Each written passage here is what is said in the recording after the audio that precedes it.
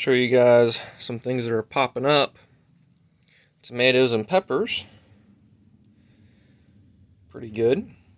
I'll give you guys a couple little hints for success. So use whatever compost you want to. Of course, homegrown compost is the best, but if you don't have enough of it, Black Cow is okay. This is Black Cow. Scott Ollie's is the best. I think Scott Ollie's compost is more grounded up versus this. This had a lot of little sticks and stuff in it, but not too bad.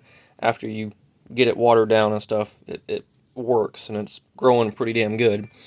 So that's the first little thing. The second little thing is, if you have coffee grounds, or can get some coffee grounds, once every 10 days or so, make some coffee water with some old coffee grounds and feed your plants some coffee water. I forget the name of the benefit, the definitional term of it, but basically there's a lot of minerals and a lot of nutrients in that. It benefits your plants, and you can do it. Same thing, you can throw all this in the garden if you want to, make a liquid compost.